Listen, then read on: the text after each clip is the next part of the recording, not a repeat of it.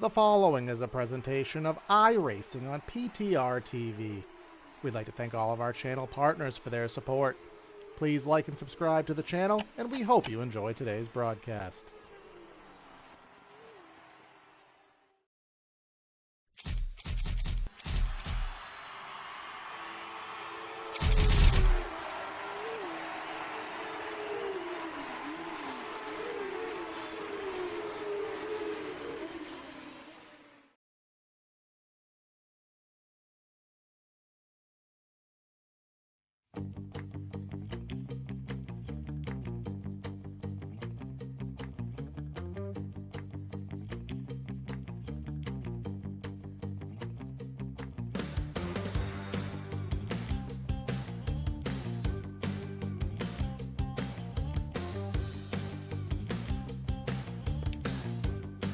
Joliet, Illinois, just about an hour south of Metro Chicago, holds the 1.5 miler built in 2001. For the past 3 years, well, since COVID, really, we have hit the streets of Chicago, and this place is not defunct. This place is ready, it's upkept, and it's able to host a race at any time. It did hold dirt bikes. I'll let Andre talk about that a few years ago, but ever since 2020 has yet to hold any sort of action. But tonight, it lives in the digital world. Welcome everybody to PTRTV for today's coverage of the SSRL Masters Series race number 21. This is the final race of the regular season as we wind things down and get ourselves a champion, but we just got to get that final running order set. Today's race is brought to you by Boomer Button Boxes. You can check them out for some custom league, for some custom merchandise. They can build you button boxes with your team's decals, with your team logos, customized things. You can get some cool merch, so of course check them out. Gonna be myself, Corey Silva, in the booth and in the production truck. Got Andre Groundbush with me here, filling in for Brad tonight, and it looks like Jeffrey Souza is gonna pull off the driver slash commentator third role here today. So, of course, Andre, you know all about the dirt event here that happened a few years ago, but otherwise, let's have some stock car action here. Yeah, it's a shame this track has been abandoned as long as it has, and really only seeing the dirt bike side of things. It's a fun and unique 1.5 miles. Again, the back straightaway isn't a straightaway. It's a little bit concaved, as you can see, so you never really get a chance to breathe. You always got to be up on the wheel, and it's a little bit of a curve. It's not a crazy corner, but I've definitely seen that wall sneak up on some drivers and catch them on guard, so you got to be paying attention the whole way around. And again, getting down to the end of this season, getting close to the end of it, means that these drivers are going to be very heightened in their aggression, their awareness, and it should be a fun show here at Chicago. Yeah, certainly here the case. And just with that being said, let's bring up our point standings as of the second to last race last week at Darlington. Johan and everybody else in that top 8 is officially locked in. Tanner and Marty is all but locked in. I hardly actually, let me check here. No. We're looking at that really 8th, 9th, 10th, and 11th is all on the table here.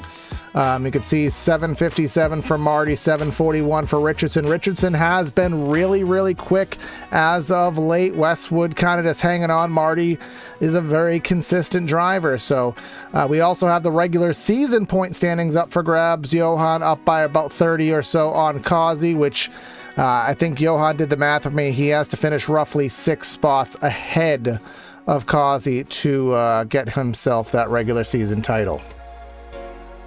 Yeah, definitely not eliminated mathematically, but it is going to be a bit of a challenge to get there. Again, Johan has been so dominant this season, as he tends to be in any series that he's going to race in. But as the warm-up is getting ready to conclude, we'll see exactly how it shakes out here. You mentioned the dirt bikes here at Chicagoland.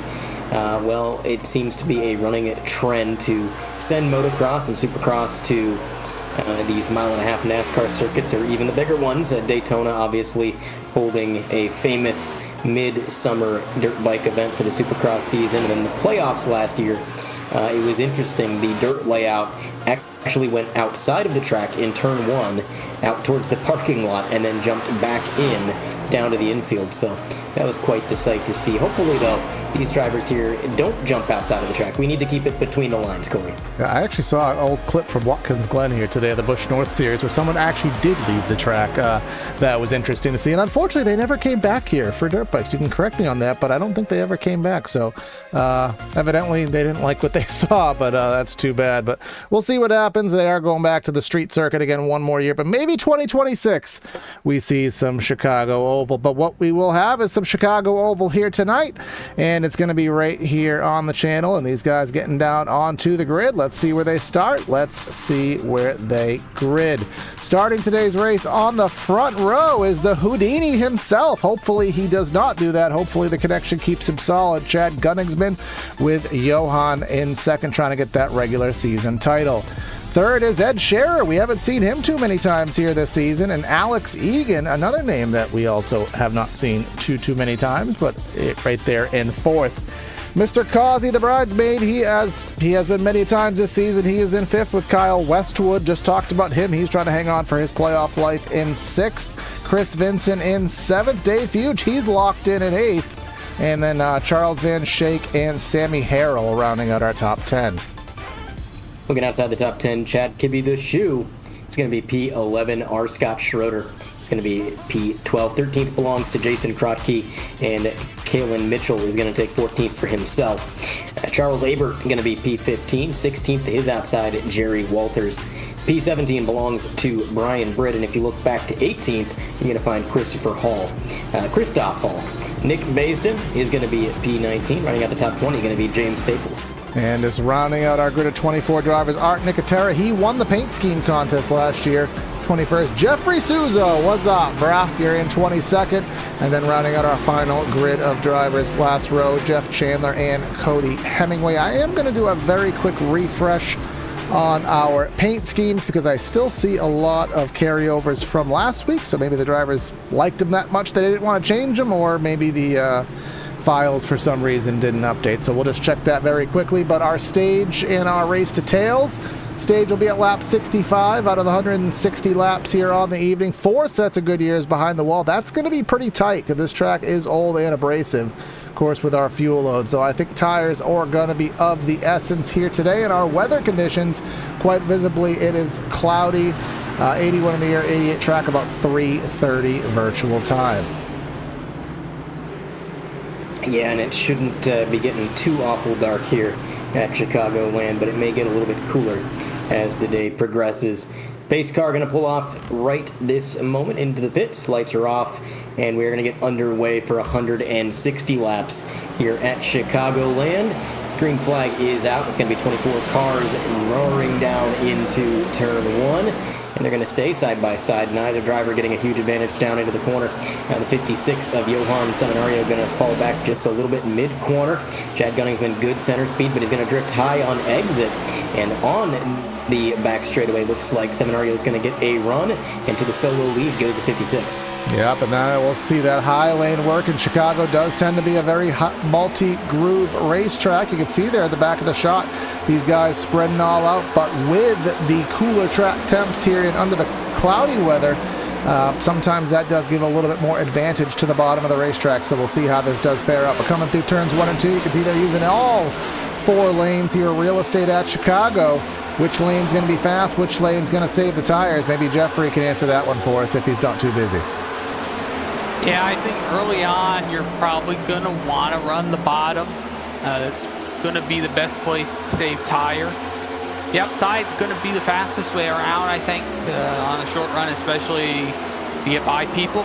But I think it's going to be pretty bad on the tires at the same way. So you can gain some spots up there running early, but you're going to really use those tires up. And like you said, 4 sets, that's all we have.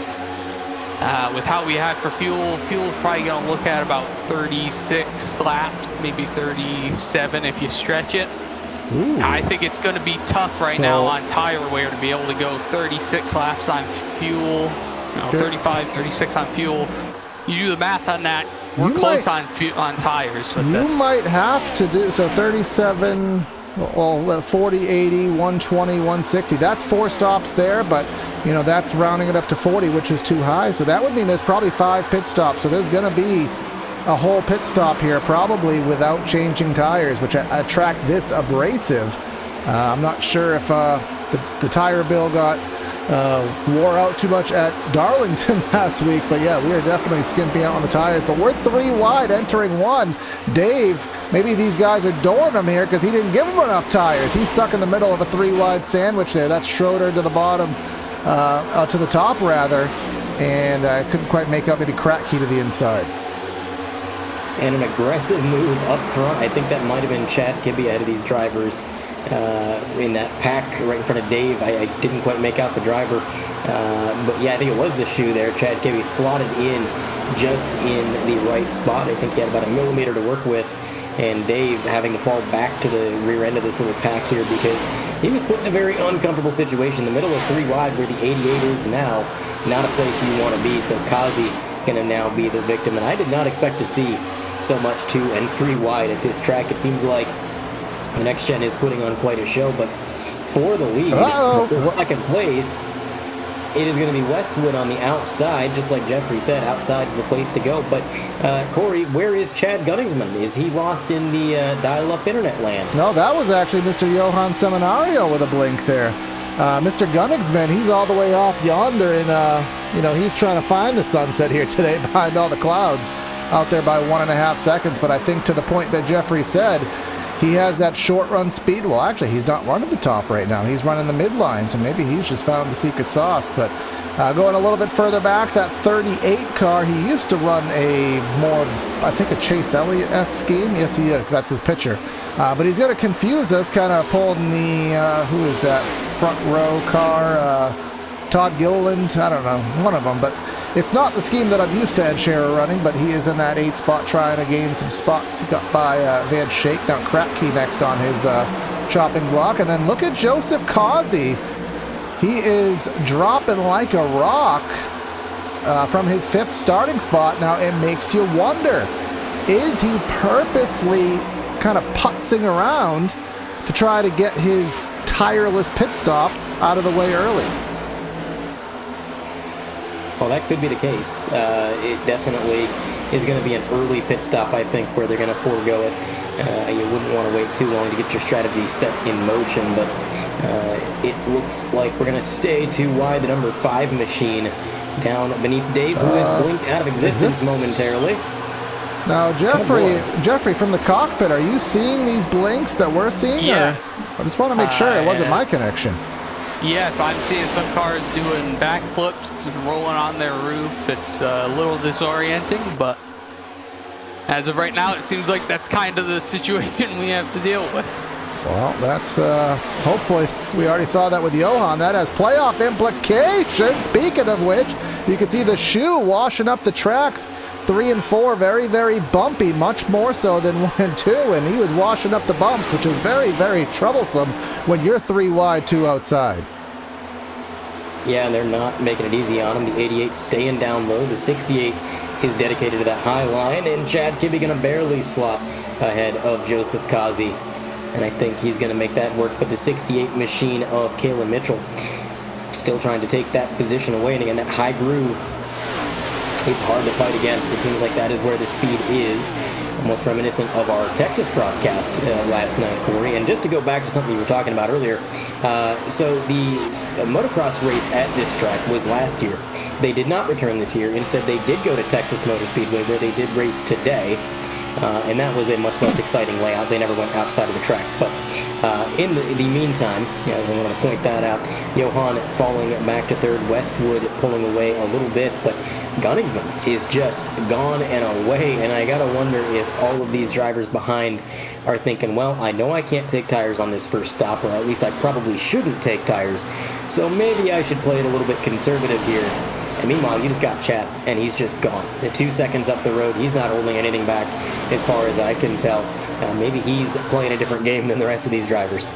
Yeah, well, and now you have me confused. We're going to have to talk post-race, because why would they go from an ISC NASCAR track to an SMI track? So that contract negotiation must have failed, not in NASCAR's favor, but that'll be a podcast topic for which this is not. I'm going to get that on a t-shirt as much as I say it here, but yeah, I'm looking at that timing screen right there, and you can see Westwood about a 10th faster last time, and Gunningsman, he's had the propensity in the past to shoot out of a cannon and then drop like a rock. So I mean, he has to get to 65. There is going to be obviously a pit stop in the middle. The window might open up. And who is that into the fence? The 33, Chris Vincent. We're 4 wide. Caught me off guard. Yeah, I think a lot of drivers getting caught off guard here is through the tri-oval we are scuffling. And that always gets me a little bit unnerved because the transition from the banking to the apron can definitely get your car unsettled. That was the cause of the 4 wide. The number 33 getting in that outside wall just a little bit. And then some contact to the number 1 as we got through the trial. I don't know how we made it out of there without a yellow, Corey, but good job. Bravo to everybody involved for not making that any worse than it needed to be. Into the wall goes the number 1. He is really beating the right side off that car. That is the second time he's done that. We'll have to see if that affects his handling whatsoever. But the 74 also in a battle here. As look at this door check further back. Sammy Harrell, that red and black car. Him and that car to the inside. That's Alex Egan. And then, here comes Schroeder. Not Schroeder, Scherer. These names are going to confuse you because they're both running in very close proximity to each other.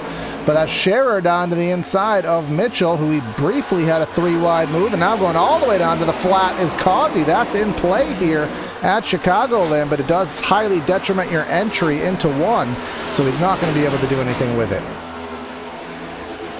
No, a track like this, especially with this car, any sort of overtake is going to be a 2-stage process. You got to set it up and you got to knock it down. And if you get a good exit of the corner, but then you make an abrupt move down to a poor entry of the next, well, that's not going to work. So they're going to have to really plan these moves out ahead of time on board with Kalen Mitchell in the midst of this chaos. I mean, mid-pack is just a cluster. It is right against the wall. He's running that Larson line, using that bubble of air against the wall to his advantage. But this is just, I can't imagine these drivers are comfortable in the slightest. We're going to go 3, almost 4 wide again through the corner, and it has been 18 straight laps of this. That's the number 1 up against the wall again. I think he's going to stay off of it. No, he does not again. Into the wall. And that number 1, we do have a livery mismatch here tonight. I'm sorry, a paint scheme. We're American. Who is that number 1 car? It is not. That's Kratky there. And speaking of number 1 cars, we don't have Justin Levine here on the evening. He's missed a few races here today, but I'm sure he's locked in. But he has missed a few, so that will. He's missed a few races today. Was he supposed to race more than 1? Yes, you knew that I was going to come into this in Joe Biden mode with my mentality here. So my words may not make sense, but we have no choice but to make it work. But look at that high line. The Harry Gant would be proud the way these guys are ripping the fence here. Westwood is doing it, but look at Charles Van Schaik. He's going up front here, going for the 3rd spot. Some names that we traditionally don't see in the top 5. Van Schaik really hasn't had too much to be proud of over the past few months, but thus far, he does.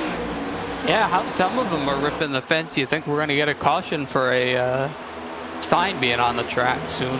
Well, this track is from 2009, so I think they still painted the walls back then. They still actually put forth a little bit of elbow grease here. I should point out, this track does the signage on the track caution better than any other circuit. Oh, yes. The old, because I know where you're going. It doesn't just have signs come on the track. As you are fully aware, Corey, this track has giant inflatable oranges that just roll onto the circuit during qualifying. I don't think that'll happen here on iRacing unless they've coded some very specific Easter egg that we can maybe trigger, which would be awesome, by the way, if any devs are listening to this. But that was a thing that happened back in the early 2000s, and, we might see bonus a caution. Points if you know what year that was. But if we do see a caution, I don't think it's going to be debris, Corey. Not when we're going 3 and 4 wide. If we see Dave struggling on the bottom. He pushed Boss Man. And agricultural work, landscapers might take a little bit of a pay cut because they'll have a little less work. We need a replay, and we need the onboard. I don't think he lifted. All right, well. I think this man went full send through the grass. Let's listen into this engine sound. It's going to happen coming out of turn 4. He gets a little bit tight, as a lot of drivers are. Some contact with the 43, and then You see those revs? He's not lifting. He's full send through that grass. Right. And then back up on the circuit. Yeah, but that is the second driver here today who has, that at least we've caught on camera, I'm sure it's happened more than once, who has just gotten tight on the bottom and washed up into somebody. But while we were doing that, I don't know if Gunningsman had an issue or if he just fell off the cliff, but he went from about a 2-second lead down to third place now. I'll see if I can find that pass for the lead. It shouldn't be that far back. In fact, I do have it right here. We'll see how Johan got by. In fact, this is not Johan. This is Johan. Hit the wrong button there. And he gone. He back. Just drove right to the bottom. And yeah, as easy as they come. You know what that reminds me of? In Initial D, there's a scene where they're racing down the mountain pass, and of course, the main character drives a AE86, and it's got the flip-up headlights, and they're trying to overtake their rival. And every time they try to make a pass, the rival blocks them. So finally, the main character, he shuts off his headlights, and they retract into the car. They're driving in the total dark, middle of the night. So the guy can't see him coming, so he can't defend him. So he just passes him in the dark. Johan just blinked out of existence and then reappeared next to the leader. That's kind of the iRacing equivalent. Yeah, and this is the first time in forever. I mean, I won't sing the Frozen line because I don't want Disney to come after me. The first time that we've seen Johan have connection issues, really. I really am, pronounced to remember the last time I've ever seen his car blink. So obviously some rarities here today. And I do have to be very careful with Disney. I have DirecTV as my provider. And we literally had no ESPN, ABC, Disney, anything for about 2 weeks. Because Disney is contract hoarding right here, trying to get as much money as possible. So got to play nice with the big guys there, especially when there's a Mickey Mouse crown on their head. But Van Schaik, when was the last time Charles Van Schaik on pure speed has pulled to the back bumper of Johan Seminario and made a pass attempt? Was that on your bingo card here tonight? No, it was not. Being here wasn't even on my bingo card. But Charles Van Schaik, I feel like we haven't really talked about him other than when we said his name on the grid, and then all of a sudden he has overtaken Kyle Westwood. He's overtaken Scherer. He's up battling with Johan Seminario for the lead. And I want to point out with Gunningsman falling back to 7th place, I think I might have been right, Corey. I think these drivers might have been saving their tires, whereas Gunningsman, no pun intended, he fired his shot a little bit too early and burned those tires up. So he's they make pills a for little that? bit further back now. They do. Maybe it's not PTRTV after hours yet. Into the fence. 09 car of Alex Egan. Turn 4 is the problem child here today. Kalen Mitchell threads the needle, goes bottom to top, back to the outer lanes here, trying to make something happen with Chris Vinson here. But yeah, turn 4, certainly the problem child here today. Jeffrey, you got yourself up to 12th now. How are you looking in turn 4? We're doing pretty good here. We're just taking care of our stuff and a little bit tight. Didn't really make any changes for the fuel difference here. We'll make some changes when we do have our pit stop, but so far we're doing well. Like you said, some guys used up their stuff here, and we're just using them up now. Oh, you got that 91 of Cody Hemingway. He's pulling off the Larson line behind you, doing it with a vengeance. He's going to have quite the run down the back here as you're battling with Christoph Hall there, so some good stuff going on. Joseph Causey, talked about him dropping all the way back to 11th from his 5th starting spot. Well, he's obviously had something up his sleeve and has worked his way up to 4th. And it's not just 4th, that's 6 or 7 seconds behind the leader. It's 4th. That's still in shouting distance here. He's only 2 seconds off of the lead. And then as we go back up front, Scherer looking to the inside of Van Schaik there. And if I do remember correctly, it's going back a little ways. Yes, Scherer is kind of a, if you want to use the word, a satellite team member of OSM. So not a surprise to see him up there, of course, with Causey just behind in the 4th spot. No, I would imagine they're going to be running very similar setups, and that's going to help them perform here tonight, as that setup seems to be definitely one of the better ones, and the move is complete. Scherer is going to take P2 in that 38 machine. a little ways behind our current leader, Johan Seminario. It has been some lead changes, Corey. A lot of passing, a lot of lead changes. Currently taking a look at Cody Hemingway. Started 24th. He's up 12. I don't know if that's the biggest mover. But that's Kazi. I think Kazi. Well, I guess he's pitting. I think that's what caused that. I think he was trying to get that down on pit that road. Yep, it caused it. We'll take a look at PTRTV replay. How have we never used that one? So bad, yeah. Yep, just the transition. And I was talking about that earlier. What's that drifting Chinese, Japanese word you always use? Anzai drifto. Yeah, well that, I mean, if you look at that, if he didn't get a penalty, did he actually lose time from that, really? I mean, maybe a second, but that could have been so much worse. Yeah, no, I mean, that could have been worse for sure. We saw the hottest of all hot pit road entries last night here on the channel, but that was a close second for sure. Yeah, yes, we did. Remember last night at Texas? I remember the race, somebody came in, and I mean, they were right at the limit. They were smoking the tires. We thought they were going to get a penalty. Here comes Johan. Yeah, that's pretty smooth. Got to give him credit. Van Schaik remains on track. You got, who else is behind Mr. Seminario here? Well, somebody else butchered the put.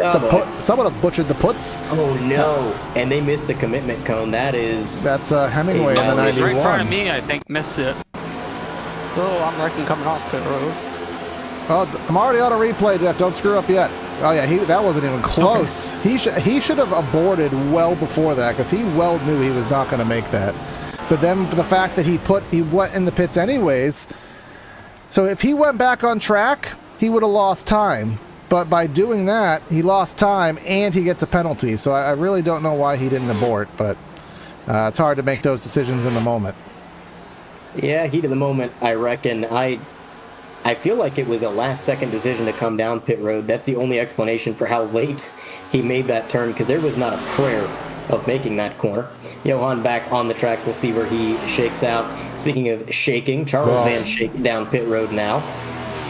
Yeah, and Johan's still struggling with the connection issues there. I think. Yeah, he is in and out. And Gunningsman has been solid here today, so we've switched roles here today, but. There goes Van Schaik, there goes Scherer, and Johan goes full speed on the outside, so they'll blend out. Kazi, I guess through all of that, I mean, he was about 2 seconds back, so he lost 2.5 seconds through that little Kanzai Drifto. You say it Asian, I say it Spanish. Yeah, you just kind of came out a little bit Italian there. Or Italian. But the Mexican pizza, please. Maybe watching a little bit too much of The Sopranos, I think, there, Corey. But in the meantime, the shoe, Chad Kibbe. Again in the fence. Line. And yeah, that car behind, a lot of drivers, it seems like. So here's the plan. If you hit the wall enough, maybe it'll move to here, and it'll give you 3 feet of space. But you can see with this 2005 level safer barrier texture, I don't think it's going to happen. Well, I mean, we can ask Jeffrey on the track. Is it a tight condition coming out of full? Is that why these drivers are smacking the wall repeatedly? Yes, and this track is very similar to a couple other ones we run at, similar to again.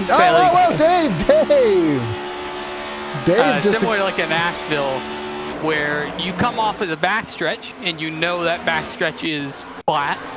Well, obviously here it's rounded, but you know you don't have as much room coming off of turn 2, so you have the wheel turned a lot more. Down the front stretch here, you know it's rounded a lot more than normal track, so you know you have a lot more room to let go of the wheel and get the wheel straight a lot longer and carry as much speed as you can. And sometimes you just step over that limit and try to straighten the wheel out a lot quicker than you should be able to, and boom, the wall's there. And if you're lucky, you hit where the safer wall is. And if you're unlucky, you hit where the concrete wall is. And if you hit where the safer wall is, you might get away with it. If you hit where that concrete wall starts, I'm going to tell you, you're probably going to end up with some wheel damage, and you're probably going to end up in the pits with some significant repairs. So hopefully these guys that are hitting the wall right now are hitting the concrete wall and are going to help me out. No, they're hitting the very, very tapered edge of the safer wall there. Dave is the punching bag here today. Dave is the epitome of the punching bag, but he did save it. So I don't want to talk to Dave, and I also don't want to know what's going to happen with the 09 in post, because he is going to get the riot act read to him. Because does he know that that is the boss man? Is my question. My question is, did he know there was a corner there? Does he know there's a wall there sometimes as well? I guess we can just completely enlighten that thought. But Scott Schroeder, he was top 5 earlier. He is now back to 17, so things not looking pretty in that camp. But we are 23 laps away from the stage, just to kind of reiterate that fact right there. Going back to the front, you got Johan up by just under 2 seconds over Scherer. Van Schaik about 0.8 of a second back from him. Westwood in the top 5 there, 3 seconds back, running inches off the fence. He is definitely the gutsiest of the bunch here today. And then you got Causey, who I won't try to say it, but obviously had that pit road issue. And look at Chris Vincent. He got a good run off the top, and he gained about a half second off Causey, just off of 2. And just behind that, you got Gunningsman trying to make his comeback tour. We know he can fly on fresh tires, but struggled on the long run. Yeah, it seems like conservation is not in his dictionary. Not yet, but who knows? Long race and strategies do adjust, so we'll see what he can do. He's going to get caught behind the 88, big speed differential there. At 88 off pace, he's able to get down low, but that does open up the opportunity for Kibbe in the 23 to get down low and catch up to him. So a bit of an opportunity there, but Kibbe couldn't make the most of it. And that's a new shoe, by the way. I remember seeing Kibbe in the white car. Now it's black and red. I like the new look. It's probably not new. I've just been away a while, so it's new to me. It's about 2 weeks new. It's like when you buy a used car and you say, hey, it's new to me. So, you know, close enough. But in the meantime, 2 wide, the paint scheme winner, which Corey said he won the paint scheme contest last year. I think he meant last week. But geez, you remember every single misspoken word I say, so that must be a 2 terabyte hard drive you got. If there is one thing I'm good at, Corey, if there's one thing that I can do, it's point out mistakes other people have made to distract from the fact that I am making even more. So that is the strategy here, as I'm very sleep deprived and I need to make sure nobody notices. All right, well, I will continue to make mistakes to pander to your ego, and I won't even have to try. They'll just happen here. So as we are, you know, just on the busiest stretch of PTRTV, probably in about a year. I think we were on 5 consecutive broadcasts, and my sleep patterns have not prepared for that yet. So old man staying up till about midnight 5 days a week when you're used to going to bed at 10, you know, things change here. So, you know, we'll get used to it here, and, you know, we'll still be busy next week. It's going to be another full week with all of our series. But up front here, Kyle Westwood has gone around Johan Seminario. And again, rocking that high lane, but I do have some interesting factoids to bring into the mix that we ignored on the pit stop cycle. 14.8, Kyle Westwood took 4 tires and fuel. Johan Seminario, it's either fuel only or 2 tires. My guess would be 2, but my only opposite thought to that would be, what are you going to do with 2 lefts? Because you're not going to want to put those on at some point. It'll totally screw up the balance of the car. But that would equate to why Kyle Westwood is so fast. The only few other people who have been on that 9-second pit stop strategy cycle would be Scherer there, who is down in the 7th spot, Van Schaik in the 10th spot, and then Causey. And actually, Mr. Souza himself. But why are you back there at 21st if you took less fuel or tires or whatever it is? I did learn that the exit of pit road was a little bit slippery on these old tires, so something to put in the memory bank for later. Just to think about. Yeah. My multitasking is only so well as well, so I thought I was gonna have a little bit more grip than I did. So the concentration level for exit pit road should have been a little bit higher. Well, you are going to be in a situation, my friend, where you got 7 seconds to the leader in your arrears, and you got 10 laps to stay on the lead lap. So you're running he's running 31 flats, you're running 32 flats. So basically, you got to hang on for your life, Brosif, because you might be going a lap down. But luckily, as long as you stay ahead of the 7, you would be the free pass recipient. Yeah, we're thinking here the 7, I think the 7's on fresh tires here. So, he is. We're thinking he's going to get by us here. And then even if Westwood gets to us, I don't think Oh, yeah, he's right he can there. get to the 7. So What is on his hoodie? That is rather colorful. we'll see how it works out here. We wouldn't mind taking away by we have the extra set of tires for later. That's the main deal. In PTRTV fashion, getting distracted by a paint scheme here is a Rear bumper of the Ford. We could probably... No, he's gone. it says Tippy Hippie Inc. Tippy Hippie Inc. So it must be some kind of tattoo parlor. So now that's the best airtime. Caught my eye. You really got me to read it, and you really got me to say it. So again, people don't learn, come up with crazy paint schemes. It'll get you airtime whether you're up front or not. But going back to the front of the field, Gunnig's been on his comeback tour. Again, he is on the fresh tire strategy. He took 4 tires with a 14-second pit stop, passing Johan, who did not do that. Christoph Hall in the 98, a driver we have not spoken of here on the evening. He's going for second. Vincent is in second, who's, again, all these fresh tire guys are working through the field like a hot knife through butter. I think that's what it is, right? So yeah, he's got himself up to third, trying to go for second. Yeah, I think he's got a good shot at a move here in that 98. Christoph Hall is going to dive down low. Again, the bottom might work on the freshest of fresh tires, but any other time in the run, the outside is the place to be. And that's exactly why you can see that 33 machine of Chris Vincent just getting a run down the straightaway. And again, he's going to lose that a little bit in the middle of the corner, but he just gains it all back and then some. So it's tough, man.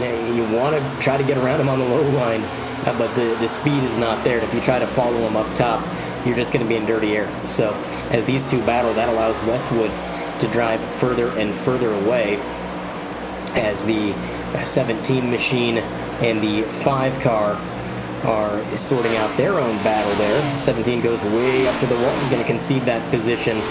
And in the meantime, up front, I just noticed Chris Vincent gained 2/10, it seems like, on Westwood that lap. I don't know if they're just pushing each other to go even faster, but he had momentarily brought it down to 1.8. Now it's up to 2.1, so a little bit of fluctuation. Chad Kiddu, 50 years old. Don't win much here. I'm just here for safety rating. Oh boy, we're just here for safety rating. That means he's going to wreck right about now, because Yes. everyone who's ever said they want safety rating is the first person to wreck in the races. Usually that's why I don't do officials very often, but he is on the same tire strat. Let's just pull up the graphic here, the stint graphic. You'll get the scope of where the tire age is. He does have lap fresher tires than the guys he's battling, which on iRacing does actually have a tangible effect. So he got by the 33. Now he's trying to get by the 98. He'll have a head of steam off a 2. But does he do the right thing with it? Heads to the bottom? Is he going to try to pull off a slider and try to clear him in 3? He's going to have to drive it in really deep. I think he is clear, but does he slide up and throw the block? I don't think he has to. He actually got more clear than we were expecting. That was a great move by Chad Kibbe in the number 23 machine. 2 seconds back still from Westwood. And remember, this is with these drivers battling. It has been a stagnant gap, fluctuating anywhere between 1.8 to 2.1. And I think if they stop battling and they just work together, they might reel them in, especially because if what Chad Gunningsman showed us earlier in the race is anything to go off of, Westwood is burning up some tires here. So they don't have much time left in the stage, but you never know. Crazier things have happened. Every time we see Dave on camera, something happens to him. And case in point. Into the wall there as Sammy Harrell had a head of steam and came to his inside there. Johan struggling on those that alternate strategy. Brian Britt in that 5/05 car. But every time we've had Dave on camera, something happens. 2 times it's been some kind of a spin or contact. That time it was self-inflicted pain. And I don't know what happened to Gunningsman, but he's really checked up here, and we're going to take the white flag for the stage. No, we're not. It's 65. Well, it's I would have been fine with it being 60, but I just remembered myself. It's a white flag in our mind. So the race details, just to refresh the viewers at home as well. Stage is at lap 65. We got 60% fuel load, 4 sets of tires, open setups, and 3 attempts to rack them and stack them if we need it at the end of the race. In the meantime, this battle with Gunningsman and the number 5, who I can never see on the graphic on the left to remember. Brian Britt. It's It's the 05, but it shows 5. Oh, so Brian Britt in the 05, getting a little bit hairy there as Gunningsman and these drivers battle it out in that turn 4 wall, proving to be the trouble spot for these guys all night long. Again, fighting tight conditions out of that corner. My question is, how many repairs are these drivers going to need when they finally do come down pit road again? Because I'd have to imagine their toe link is not happy. And speaking of hitting the wall, well, it's not on the straightaway, so you can't really say that. I think the 17 was trying to do a Ross Chastain on the backstretch. Yeah, I just want to see that. It's not, it's not the best content in the world, but, not seldom do you just, was he texting and driving, just drove straight into the wall? Did he think it was a straightaway? I mean, again, I've done that so many times at this track. This is also the track where there was a ARCA race a long time ago that you broadcasted. I don't remember what the occasion was, but I was driving and we were pacing. We were under pacing. I reached over to key up the mic, and I bumped my steering wheel and wrecked myself under yellow. I broadcasted an ARCA race. You must be... Yes. So it was in the 100% days. I think it was an event that Bryson was putting on. The only one that I remember I held there was a setup builder in like 2019 that passed away. And there was a memorial race here. That's where Adam Benefiel was in. That's the only thing that I can come up that was even comparable. But now I'm going to go through my archive after the race to try to find out what the heck you're talking about. Yeah, I was driving the number 15, obviously, Michael Waltrip paint scheme. And you had just interviewed me, and I reached over to key up my mic when I was done. And I bumped my wheel. I wrecked myself under yellow, and then I climbed up in the booth. And I told you before the race started, I said, I will probably be in the booth before this race is over. And sure enough, I broadcasted the last half of the event. I really want to believe that you're just completely going off your rocker here, but I believe you, and I'm gonna require the receipt at some point. But we are on the white flag lap now. I got my laps correct. West split out to about a 1.2 second lead. The shoe is really starting to eat into that gap, but he will not have the time. Jeffrey Souza is in position because Abert unlapped himself. So, Jeff, you will be the free pass recipient as long as that 91 car stays behind you, which I don't see him anywhere near, so you'll be clear with that. Kyle Westwood going to get himself a stage win here. Yeah, he's going to get some bonus points under his belt and a good first stage. So the running order changing a lot. Again, a lot of passes for the lead, a lot of comers and goers in the running order so far, and we are not even halfway through this event. So, been pretty fun so far as they're going to get caught up to the pace car. Chad Kibbe is out of the... Oh, he just had a massive blink. He was gone for about 5 seconds, so... But he's back. So something's going on here with the servers here tonight. So we'll figure that out, but these guys are waiting to catch up to the pace car, which I don't know where he is. Oh, there he is, finally off of turn number 2 here, and we'll get that racked up. We got 21 drivers on the lead lap, and Jeff, I can see something that I didn't see at the start of the race. Looks like the sun is coming out. You think that's going to have any tangible effect on these cars? Well, I know the track temp, I'm being told the track temp has come up a little bit since we went green. So it was mid-80s, now it is 90.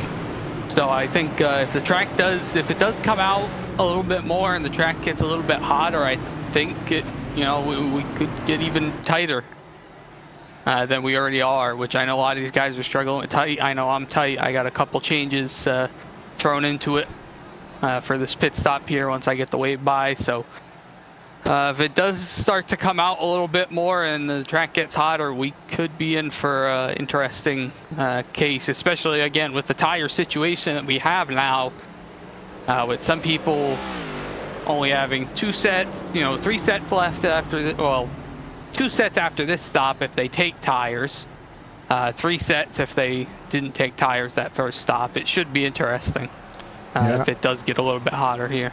Yeah, that sun coming out. We'll keep an eye on that track temp, now up 5 degrees, and we'll see what it does. But everybody getting their tires changed. Somebody is doing donuts in the pits. The 63 car of Jerry Walters was just celebrating a victory that has yet to occur. You know, sometimes you just, you know, get a little excited, do some celebrating. That looked so intense. I know it wasn't, but that just looked so intentional that it was hilarious. And I do sort of apologize, but not really, because I do enjoy entertainment. And that is true. The NASCAR is going to the CW for the Xfinity Series, so make sure you stay tuned and find the CW on your channel lineup. But yeah, there goes Walters. It did look a little intentional. Maybe he's just flexing on him. You know, gonna lose a little bit of time on pit road and then get it all back on the track. Who knows?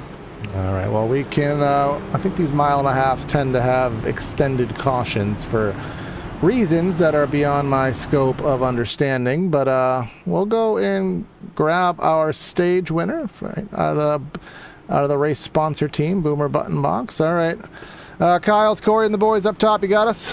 Hey guys, yeah I do. How's it going? Good. Well, we got ourselves a very interesting race here today. I think someone didn't pay the Goodyear bill and everybody got stingied out on tires, and everybody's has a different plan on how to utilize them. Your plan got you to the front.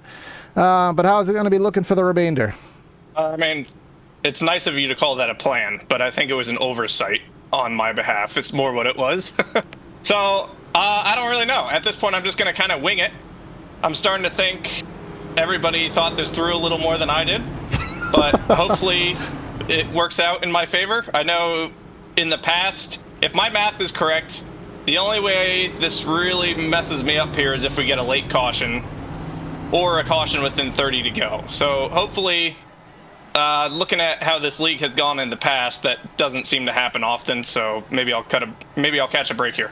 I appreciate the utter honesty, and the reason I respect that so much is that's me myself. I cannot tell you ever planning a strategy, but yeah, hopefully it works out for you 1 degree, and I'll put you back with your guys and see what you can do, boss. I know you're fighting for your playoff lives. You need it. Yep, sounds good. Thanks, guys. Yeah. Gotta respect the utter honesty.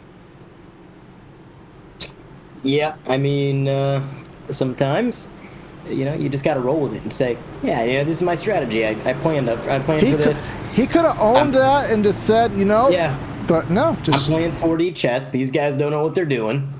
You know, they're all on the wrong strategy. I'm on the right one. That's what I would have said.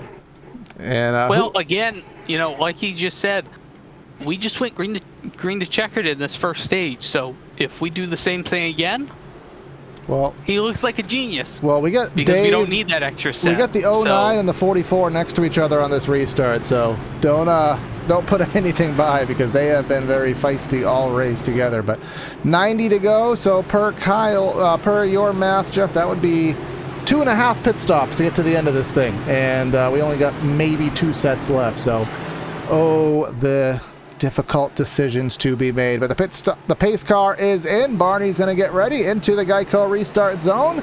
Stage 2 underway, and let's get it fired off.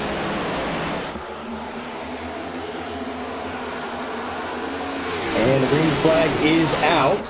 So we are underway for the final stage of the race. Again, if we go green to checkered in this stage, it could work out for him. Could be a genius, but with how much we've been tempting fate, Corey, I don't know. What would you say the over-under is here that we get a caution?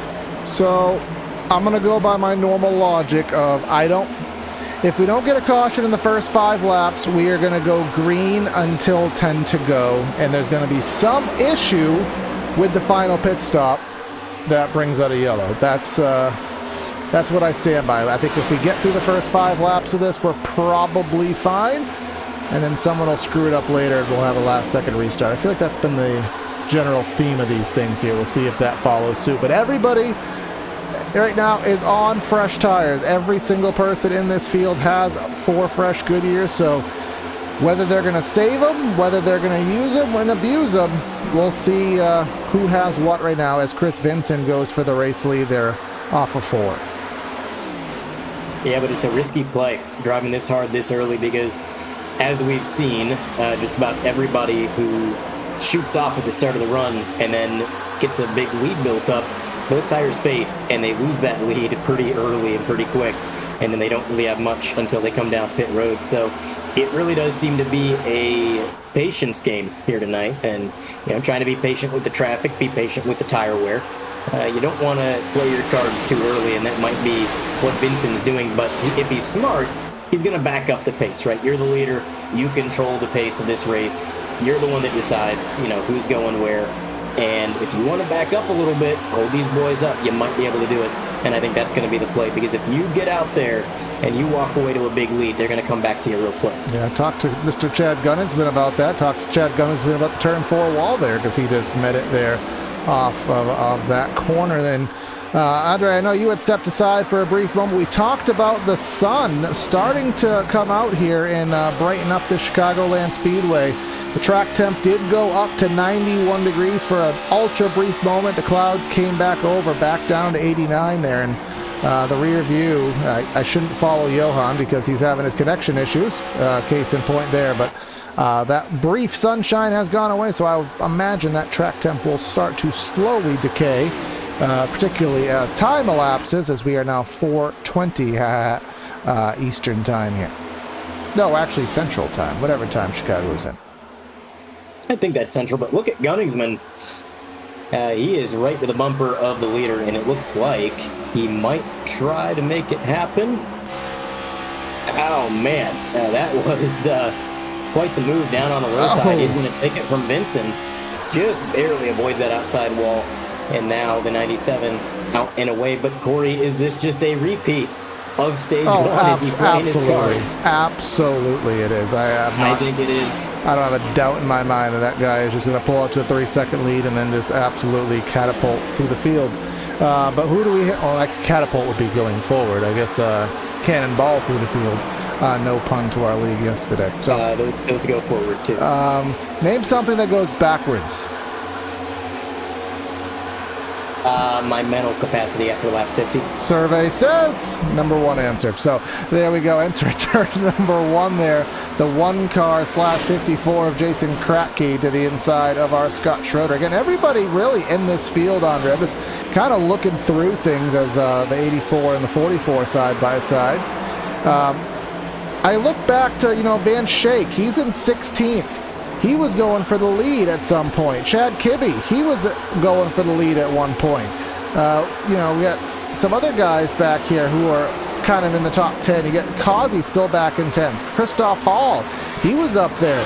So really, this has been almost pseudo plate race where you've been in almost every position in the field, including into the wall. Yeah, they have been all over the field, and I think it's kind of the nature of the game tonight, as we have seen a lot of drivers up the grid, back the grid. Again, not quite able to think of something that goes backward. Moonwalking. They're moonwalking through the field. Yes. We got it. There we go.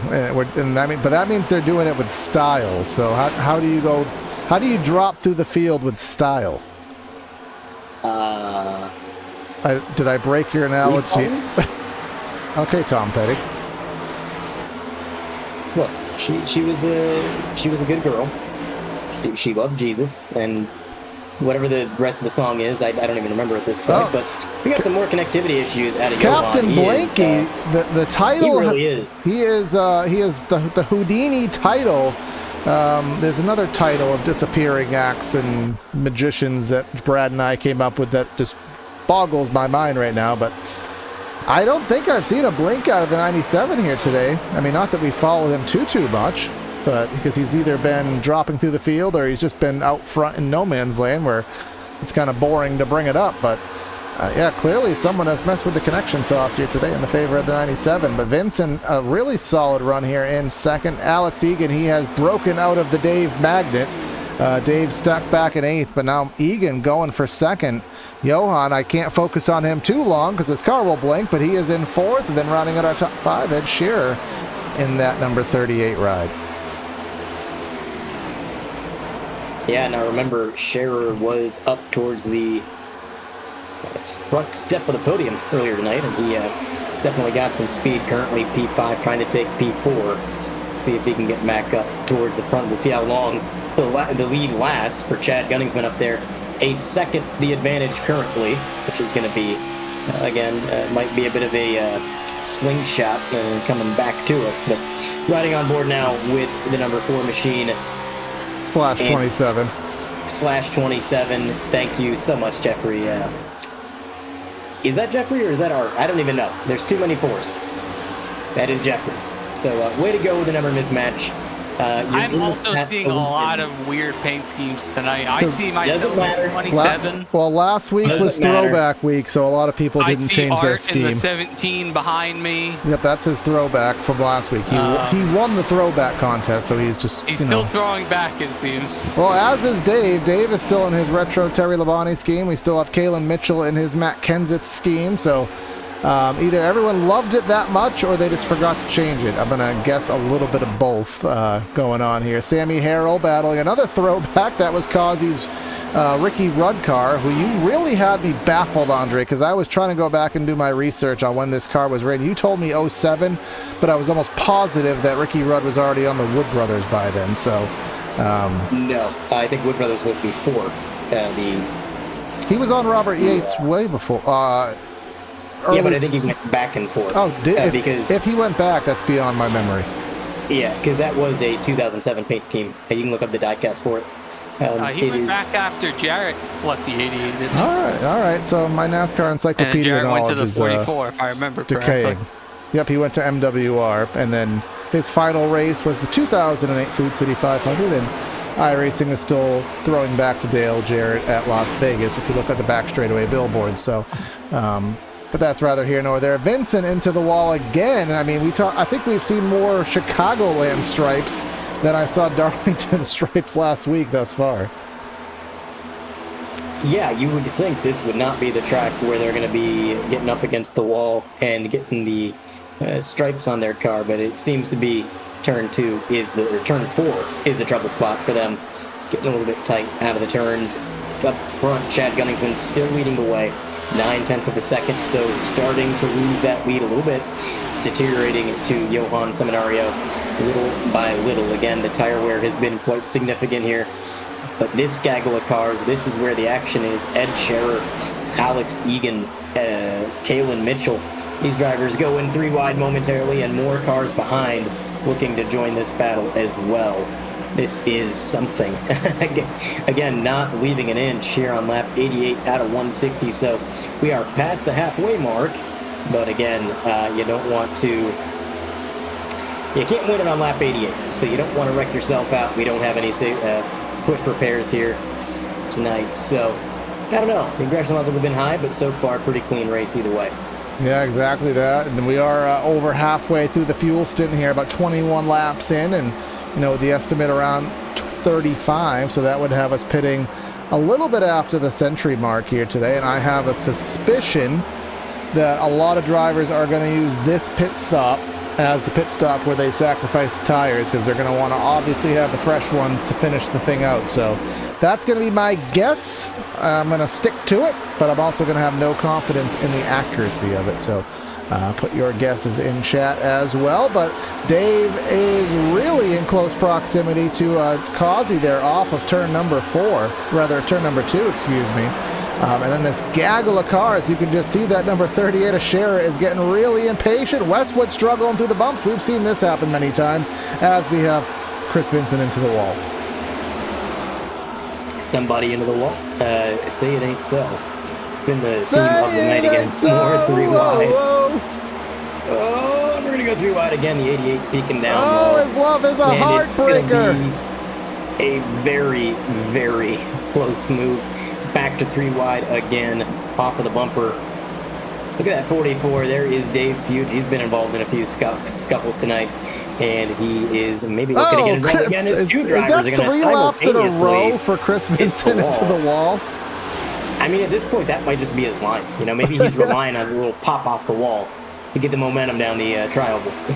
Yep, and then you got Kyle Westwood. He was right up against the fence as well. Gunningsman, again, we've been following him on cam for at least 3 laps now. No connection issues, so Kudos to the internet provider of that 97, but Westwood just about pushed the 97 dead sideways, pushed him down the track, and that gave him the groove to the top of the track. Now they're 3 abreast again. Alex Egan to the bottom, Gunningsman to the middle, Westwood to the top. I'm going to give Westwood the upper hand here in turn number 1 using that top lane, and Gunningsman really struggling in the middle, nearly 4 wide for an utter brief moment. Yeah, you don't want to be in the middle. That is the worst place to be. Either way, if you're on top or on the bottom, you got somewhere to go if things go awry. But in the middle, you're just going to be hitting somebody. So he had to kind of back out of that. We file down to 2 wide now, all the way back through this little field. A little bit of contact there to Gunningsman. But Johan, after he overtook the 97, has stepped out to a second lead over Kalen Mitchell, who himself is under fire from Ed Scherer in the 38. And again, Corey, it was a repeat of stage 1 for Chad Gunningsman in that 97. He is plummeting, whether you want to say moonwalking, free-falling through the grid. P8 now, as he gives up 1 more to Vincent, gives up another one to Dave Fuge. I'm starting to wonder if that car is not damaged, Corey, because he's not just losing pace, he is dropping rapidly. Dropping like a rock. Isn't that so obvious? It's almost so obvious that it's just boring. That's why we have to be incorrect with things that just aren't I'm sticking with moonwalking. Gravitationally accurate, or I guess directionally accurate, maybe slightly more scientifically happy. I don't know. I just can't think of words right now. My verbiage right now, my diction is at a 1st grade level right now. Usually it's at about a 5th grade level, so I do apologize for that, folks. But the 38, Scherer, woo! He cleared himself there with just a Wisberger.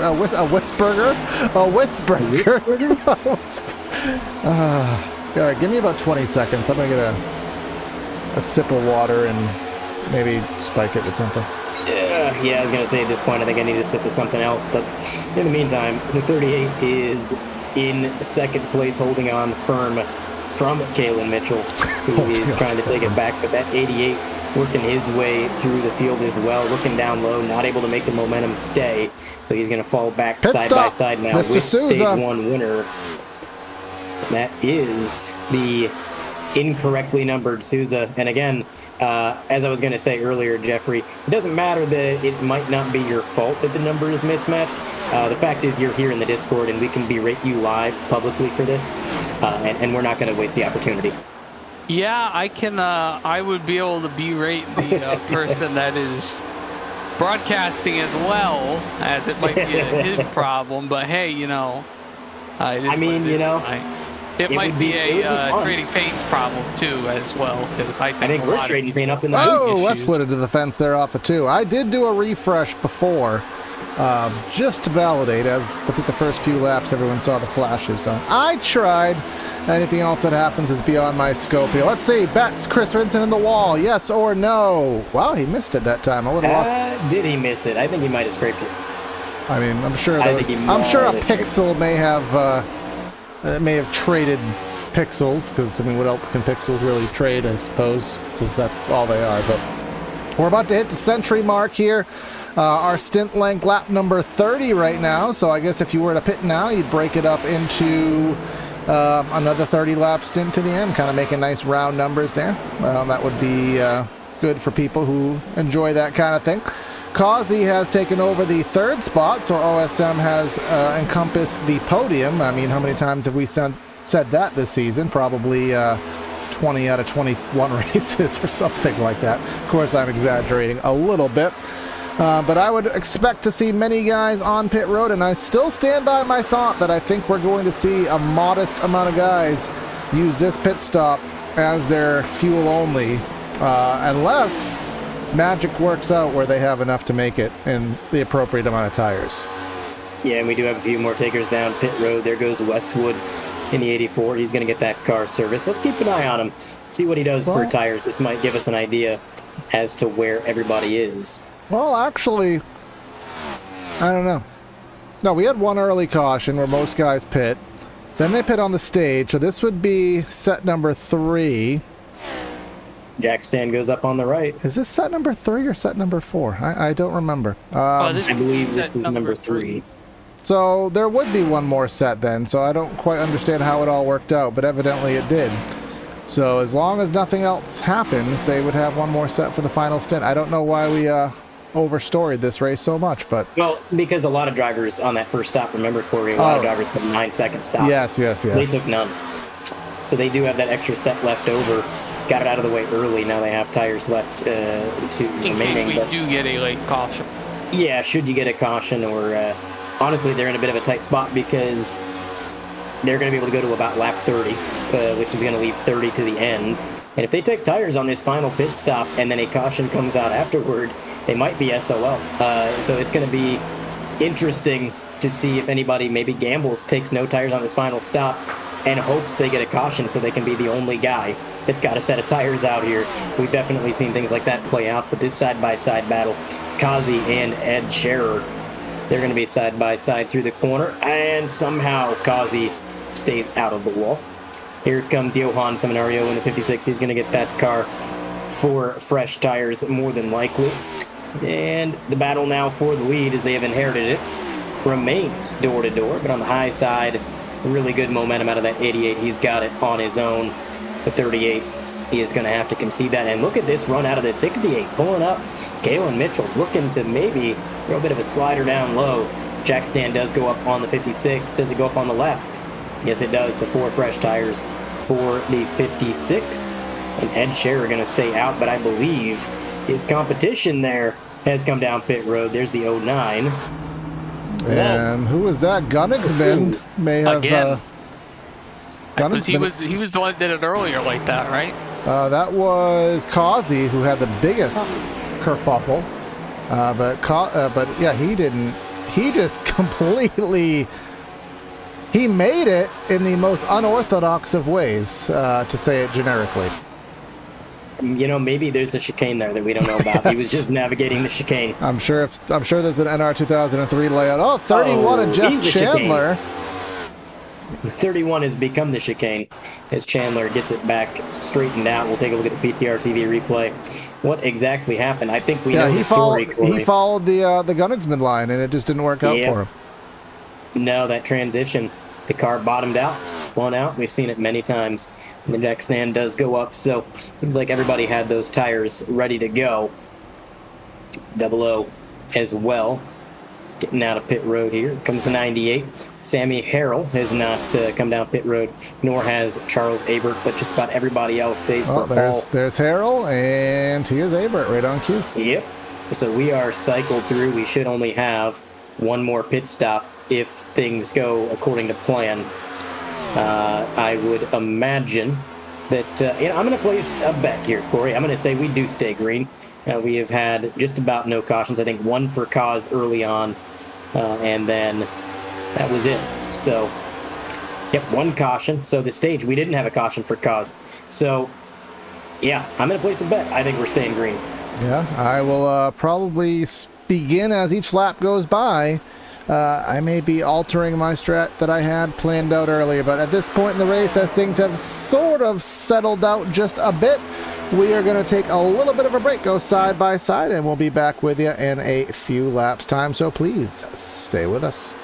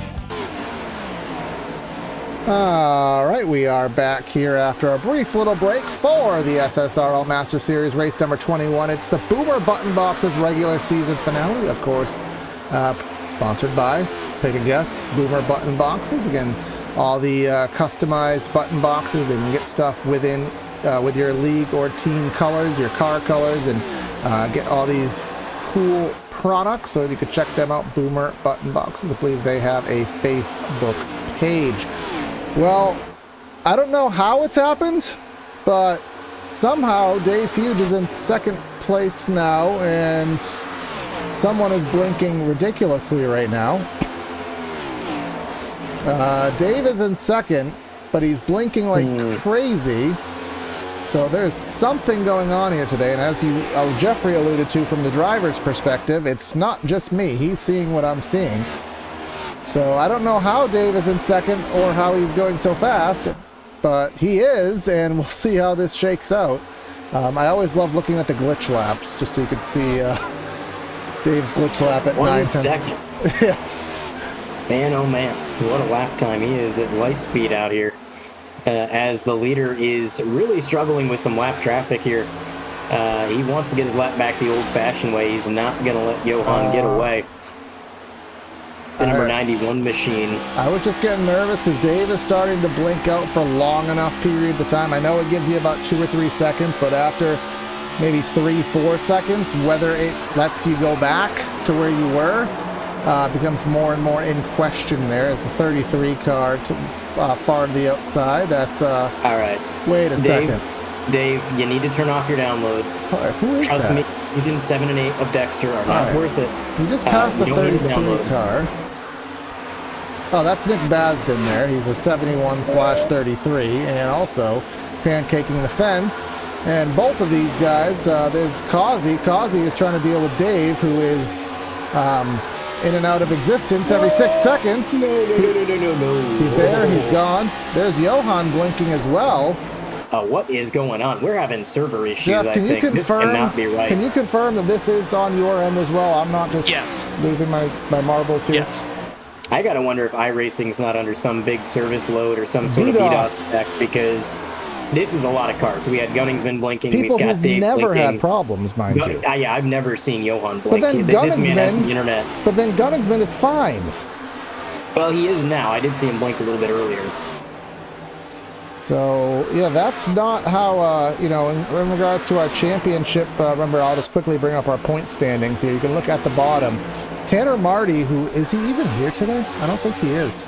I don't think so. I think they said both bubble drivers did not show tonight. So so that would put, I guess things would just remain the same in that aspect then. So obviously there'd be no fighting back, and the shoe is far too back to make any issues. So it won't have any playoff implications. In terms of our regular season, it will, if Causey has had no issues, the best thing that happens for Causey at this point is that Johan blinks out to the point where it stops scoring him, because then that's probably the only way he'll get that regular season title. And we are quickly approaching yet another round of pit stops. It'll be the final round, more than likely. 10 laps from now, it'll be lap 130. You'll see pit road become a very busy place, as still Dave is just blinking all over the place back there. Again, Dave, listen, season 7 and 8 of Dexter are not good. You can pause the download. You can stop at season 6. And as for the Sopranos, I know you're downloading that too. Now, you don't need the series Mitchell's like, what do I do right now? He literally does not know where to go. And, yep. Oh my goodness. Yeah, I can say from experience, it's tough to drive around people when they're having issues like that. I drove a race in Michigan a couple weeks ago, dealing with people having issues like that. People blinking inside of my car, and I'm worried that I'm going to get hooked by him. I raced this might be the death blink. I think no, he might be on the death blink right now. No, he's back. iRacing is being more lenient with these multi-second blinks than they usually are, because typically they after about 3 seconds, usually you don't come back. But yeah, Dave, I'm telling you, you don't need the PDF manual for the HP 1000 color printer. It's not important right now. Just pause the download. Come on. Maybe he was trying to download a song off of LimeWire. Oh no. Yeah, you go to download a song and you wind up with some things that'll they will heavily affect your formative years, I'll tell you that much. But in the meantime, he's just blinking all over. These drivers don't even know what to do. I can't follow him either because he'll blink. So let's relate Kazi to Johan right now with hopefully staying in existence long enough. Kazi had a 92 to Johan's as it updates, well, 99 to an 88, so a 10th in the bucket for Johan. That'll help that lead stabilize at about a second and a half. Kalen Mitchell in third, Ed Shearer in fourth, Van Schaik in fifth. Dave is blinking his way just outside of the top 10. Now, Jeff, you're going to have a bird's eye view of that Dave mess. Luckily, it's not so much in a pack as it was before. But we'll see. Bird's eye view, yeah, he's about as high as the birds are half the time, so. His tires are probably very cool, I bet you. Yeah, in terms of his car, not in terms of his inebriated state, in terms of his car being on the circuit here. We don't want to set any false narratives. Because you said he was high, you know. Waka, waka, waka. I mean, with how much he's blinking, you know, maybe. I don't. In the meantime, the 17 gonna take the position on the outside here. 63 might have to concede. That's Captain Donut. Remember him and his little pit road follies he had?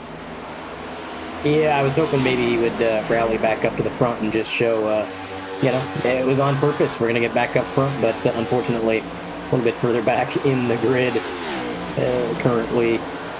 And a lot of separation. You'll have that in these long green flag runs. Again, no caution since the stage caution on lap 65. So these drivers are extremely spread out, save for a few cars up front, which is probably a nice change of pace for these guys because they were so compacted all day long. 3 wide, 4 wide. It was stressful. And now they got a little bit of breathing room, unless your name is Gunningsman, because you got Sammy Harrell down low, making your life difficult as he is trying to run that low line, maybe throw a bit of a slide job here. He does get clear, and away he goes. He's just here for a good time, and he's here for P12 as well, because he just took it from Chad Gunningsman. Yep, Gunningsman, he led a number of laps here today, that number being specifically, well, Harrell's led 2. Gunningsman has led 33, but you wouldn't expect that from a car running in that 13th spot here. Johan has extended his lead by 2 seconds, again intentionally not following his car just because of the issues that have been at play here today. Westwood and our wall-hitting champion of the race, Chris Vinson, in that number 33, both of them trying to rim ride 3 and 4. 3 and 4, that wall is very, very asymmetrical, so running that high line is even more difficult on that side. It's a lot smoother and you know, it's naturally round in 1 and 2. It's easier to kind of free flow and follow it. But obviously now we'll try it once more through 1 and 2. Westwood trying to look low.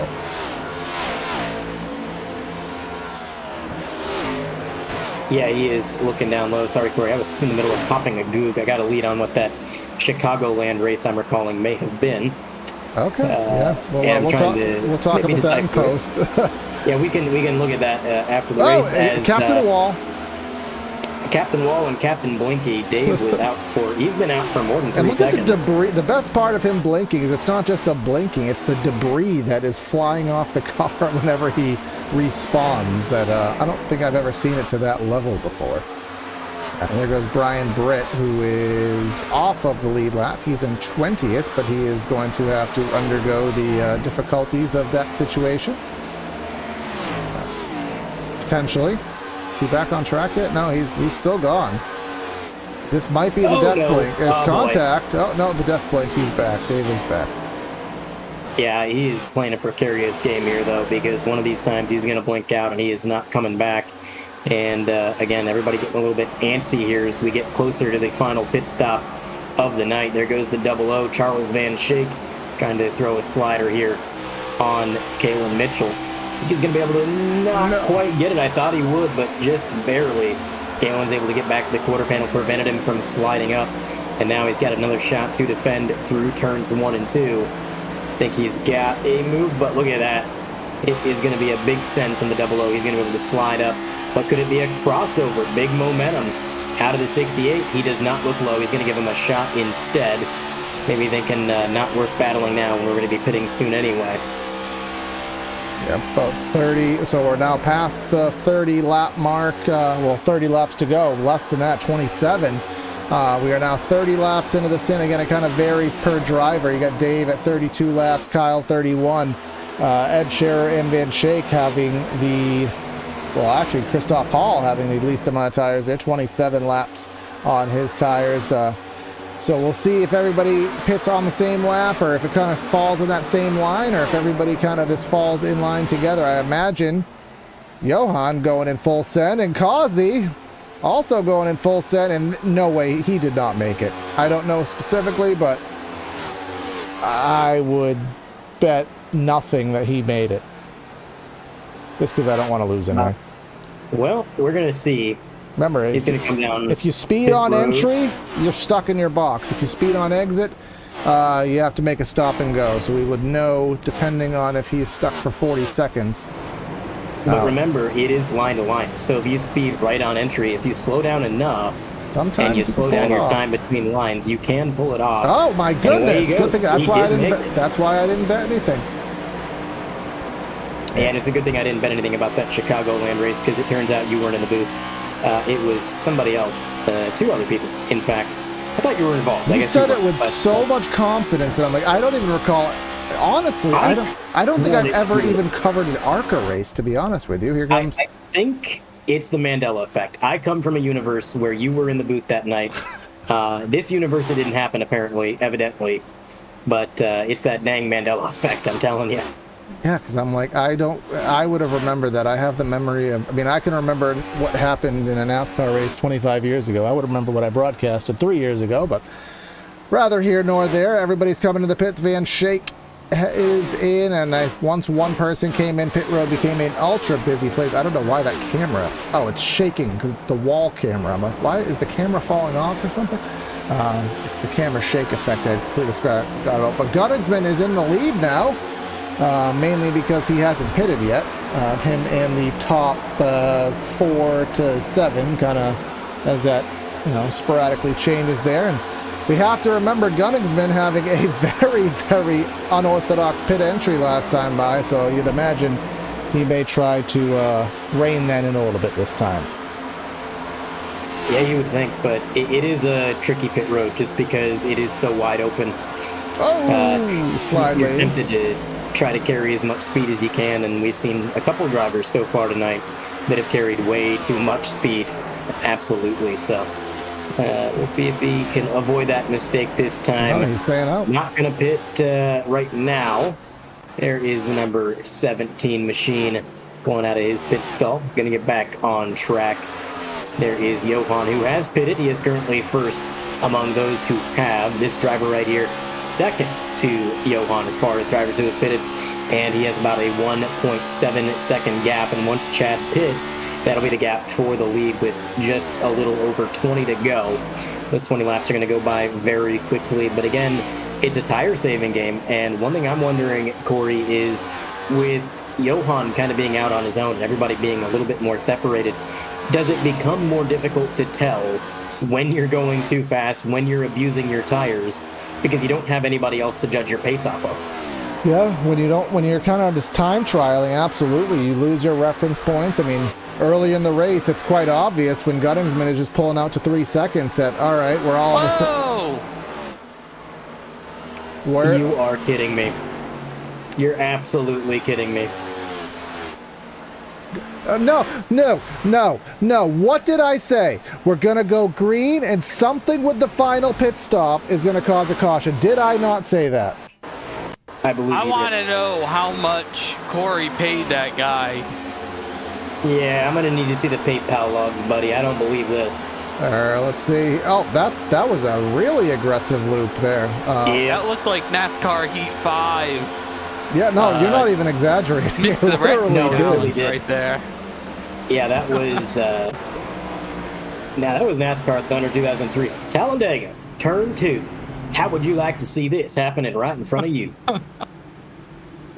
I came around the turn there, and then all of a sudden I just saw smoke and a car doing 360. That was just So Wild how Chad fast that thing snapped around on Gunningsman him. is in the best spot you can imagine right now.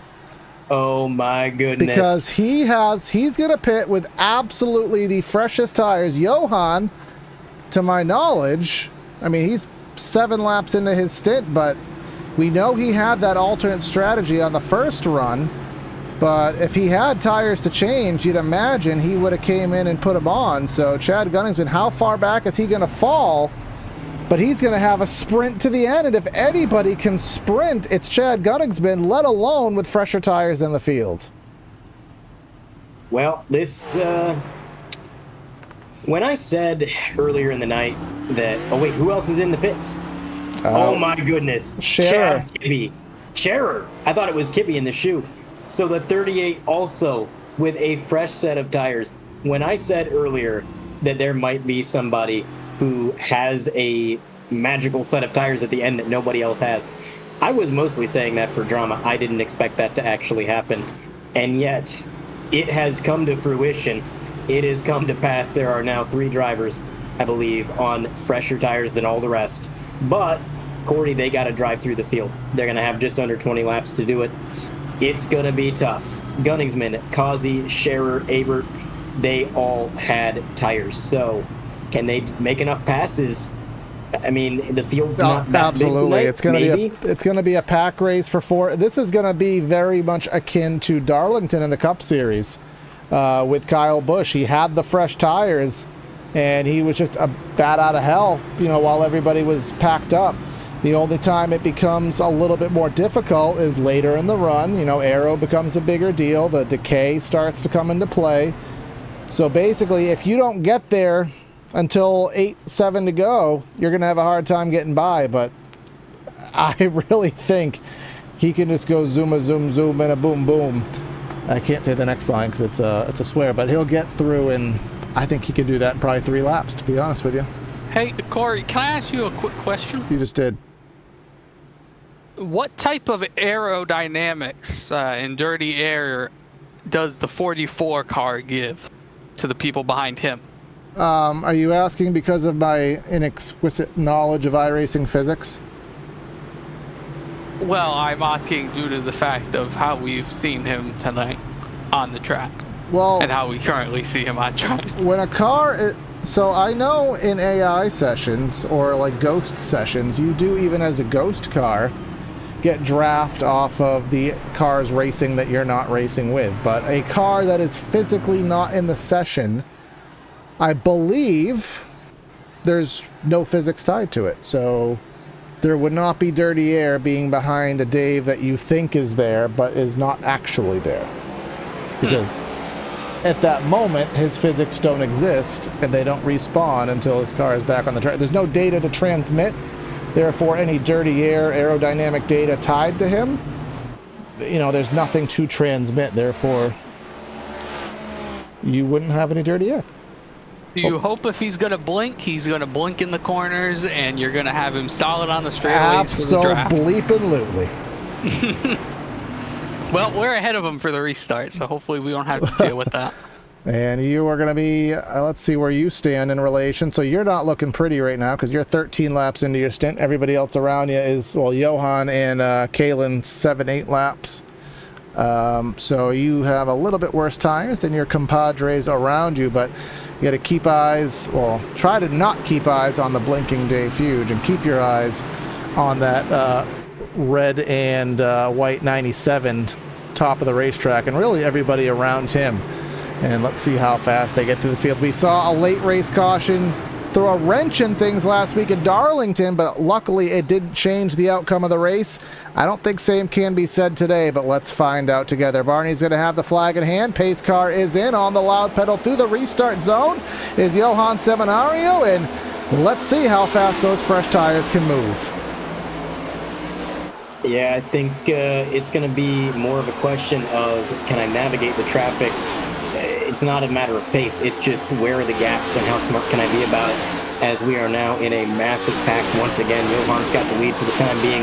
But don't look now. Those drivers further back with fresh tires already starting to make some aggressive moves, and all of these drivers trying to deal with the 44 of Dave Fuge, who is still blinking profusely. I mean, it's like he's got some dirt in his eye or something. He's just blinking all over the place, and he's not having a good time up there. But now I got to ask you, Jeffrey, and I don't want to distract you, but is anybody complaining on comms about this? Yes.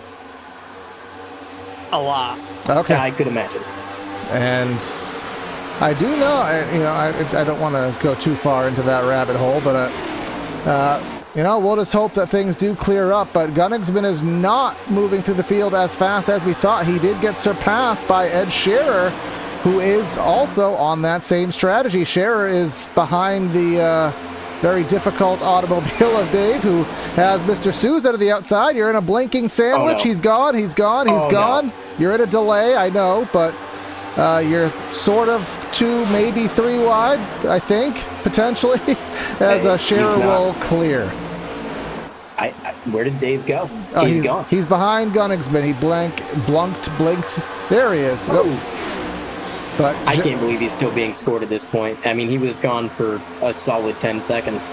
This is absurd. But these two drivers, fresh tires, Gunningsman, Scherer, now 4 and 5. They got 3 more cars to get around if they want to be 1 and 2. Van Schaik, Kalen Mitchell, Johan Seminario, 7-lap older tires. And they're going to go side by side. That's going to help these drivers catch them even quicker if they're going to battle and slow each other down. Look at Van Schaik in relation to Johan. Van Schaik even has 2-lap fresher tires, but he doesn't have the faster car. So at what point does those 2-lap fresher tires equalize out to just the natural speed of your automobile? But them racing side by side is all Johan needs. But there come those fresher tires just behind. Let's pull up the lap time graph there on the ticker. Gunningsman and Scherer dead tie last time by, both of which being a 10th.5 faster than Johan. Yeah, they are gaining. I do want to point out, I think Dave has either taken it off the track or he has stopped being scored. He's all the way back in 18th now, so that is going to be... He is in this area, and you can still see smoke flying. He's somewhere in this area being scored about 18th right now. Yeah, he's still on track. He has dropped back. I don't want to follow him any more than we have to, but he has dropped out of the pack. Sportsman-like move, I would imagine, or maybe he got wrecked back there. I don't quite know either way, but here is the battle for the race right now, because those fresher tires right there on that outside lane. Van Schaik running the bottom, 38 in the wall. I don't know if Gunningsman followed, but that'll stifle that momentum as we come to 10 laps to go this time by. Oh man, this is where the leaders need to play extremely defensive. Their only hope is that they can put these guys in dirty air and keep them at bay long enough for the tire wear to equalize. Oh, they're battling now. Gunningsman and the 38 side by side, as Johan just had a blink. He hasn't had a blink in quite a bit of time, but that time he did. Hopefully that does not continue. Andre, we saw a race lost in our broadcast a few weeks ago by a guy having outside circumstances take him out. We don't want to see that again. No, we do not. And these drivers battling amongst each other. Contact between Gunningsman and the 88. That is exactly what these leaders want to see. These drivers on fresh tires messing with each other, holding each other back. That is what Johan, Kalen, and Charles need.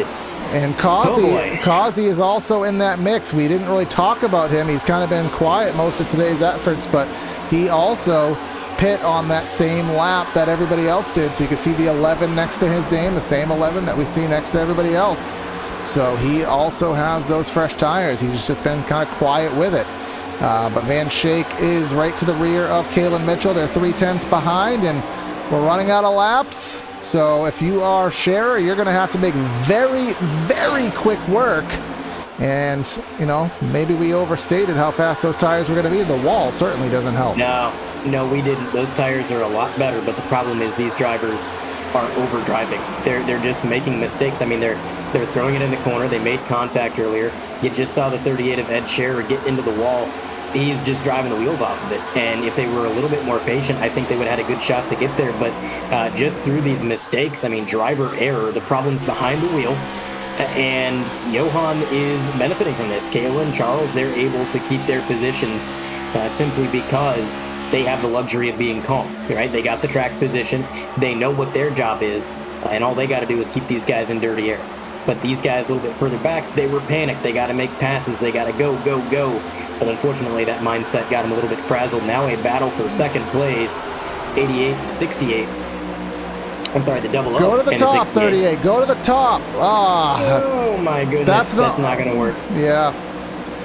That is not going to work at all. He can rim ride the top with these tires. He's just got to keep it out of the fence. But here comes Causey. Causey with the push to Kalen Mitchell. He's going to push the pusher both to the back of Van Schaik there. And look at Causey going through the middle. There's going to be contact. Watch out here. Oh, no. Oh, my goodness. Well, I can't believe they got out of that. How many times did that work last night, Andre? So clearly it still even worked. It worked in Gen 6 last night on our broadcast. Door tapping, door slamming in a mile and a half. It works even in the Gen 7 here in these next-gen cars. And now, Joseph Causey, 1 second to go, 2 cars to pass, only 4.5 laps around Chicago. Yeah, he doesn't have much time on his side. It's going to be 4 to go at the line. And it is nearly a second gap to Johan, who has just been watching all of this tomfoolery in his mirror, saying, yep, you guys keep doing that. Look at the lap times.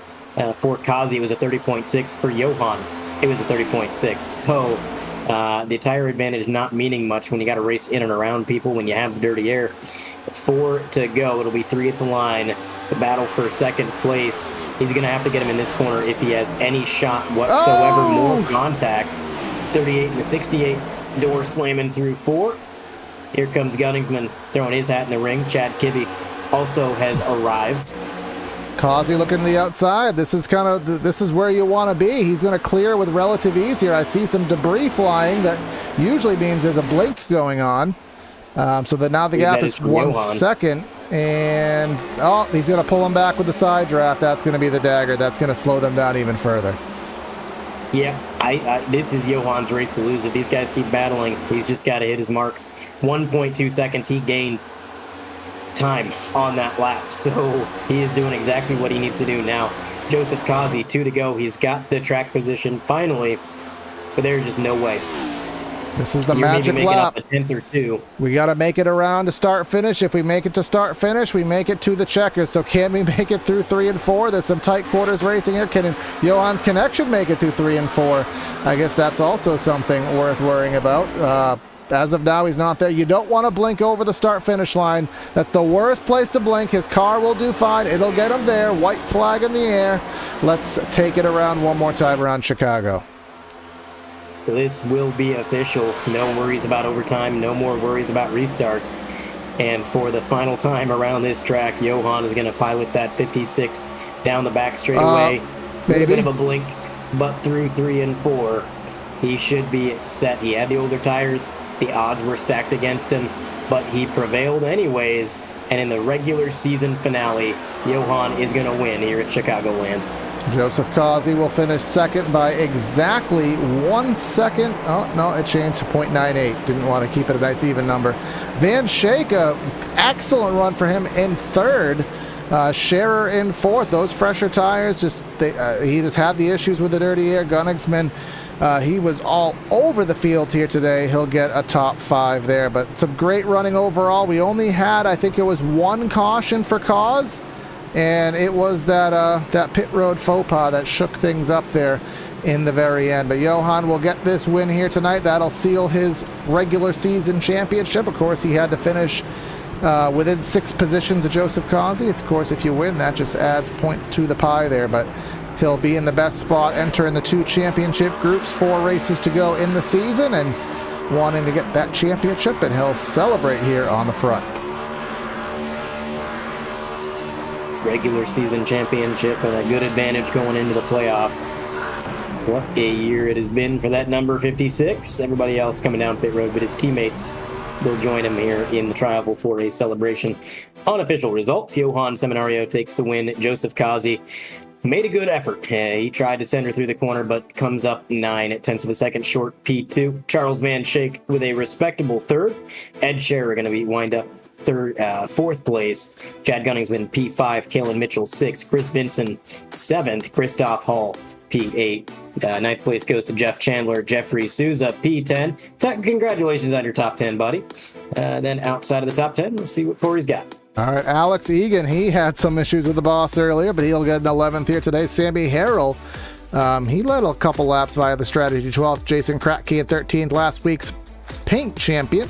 Art Nicotera in 14th. Charles Aber in 15th. R. Scott Schroeder, he had some life earlier in the race, but fell back to 16th. Captain Blinky gave everybody a headache with the strobe, but he'll settle for a 17th here today. Jerry Walters, the shoe, in 19th.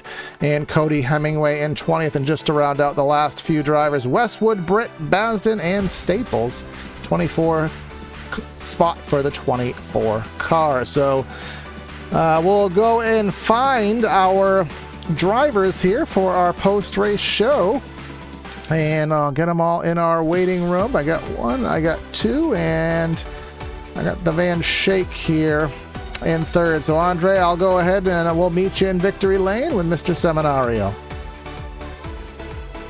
Mr. Seminario, you got a copy? Yes, sir.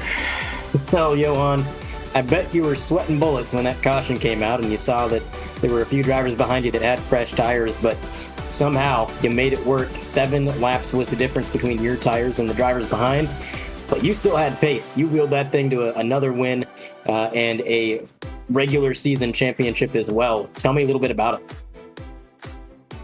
Well, yeah, I was kind of ticked when that caution came out. I know it wasn't Brian's fault. Like, old tires trying to enter the pits is very, very risky here, but it was just like, man, my luck here.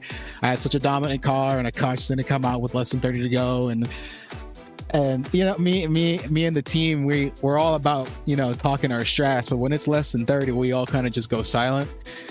And then I saw Kazi and Ed hit, and I stayed out, and I was like, damn, I am screwed for this one. But I was like, well, only 5 laps in these tires, and I was saving when I got out of the pits the first one. I think I might be okay, and thankfully some other cars stayed out, and I was like, these guys are just as tough as I am in terms of passing, so hopefully they hold them up long enough for me to, you know, run away, and it worked out in my favor. Yeah, they were battling pretty hard back there, and Corey and I pointed it out. They were door slamming each other, and you would think they would just want to get in line and run the leaders down with their fresh tires, but they were not content, and I think that cost them dearly. So you were able to take advantage of that for sure, but it's been a great year for that number 56, and now you're going into the playoffs with a pretty good advantage. Tell me, man, what's the game plan? Just to be smart. You know, I got involved in some stuff throughout the season that I probably shouldn't have, like that 3 wide at Richmond and some other bad moves on my end. So it's gonna have to just be patient.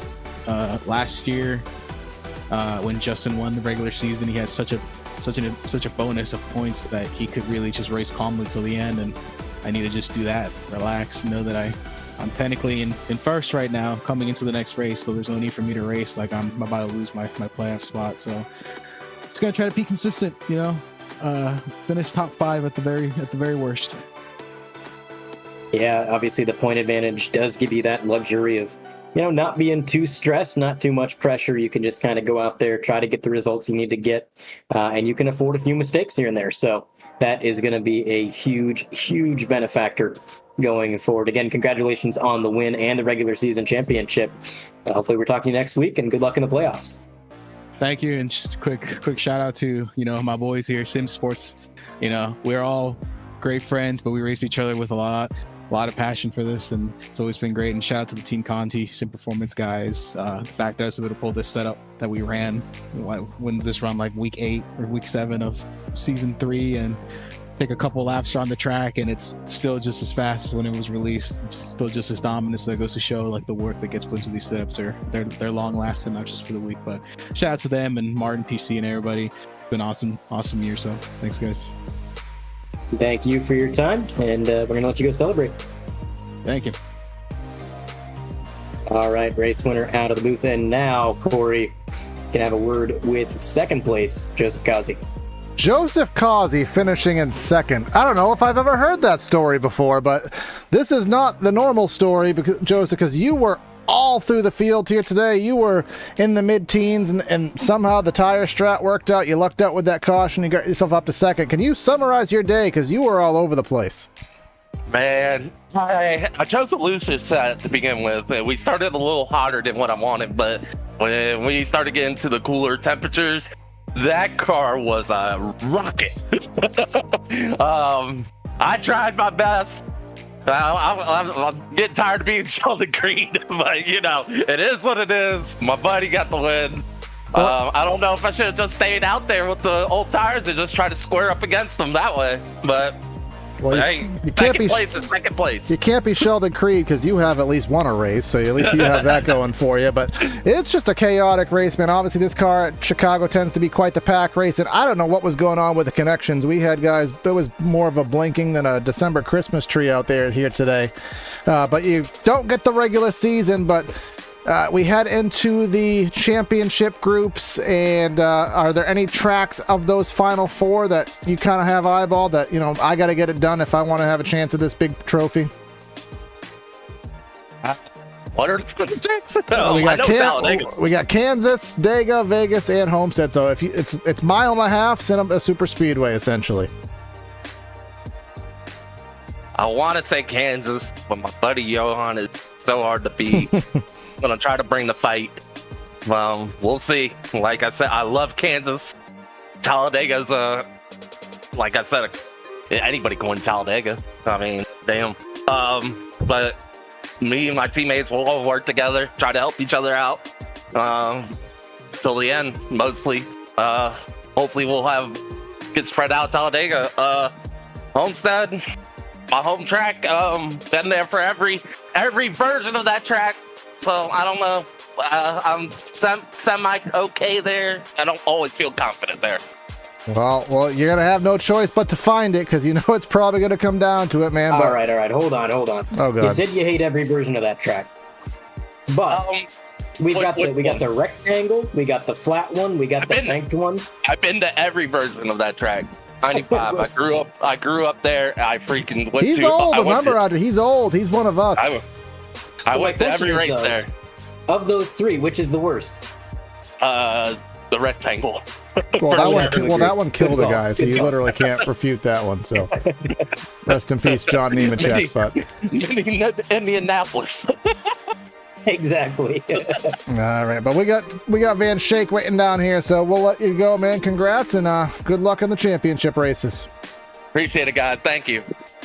All right, and we'll let Andre talk to Van Shake. Shake it. Mr. Van Shake, you got a copy? Yeah.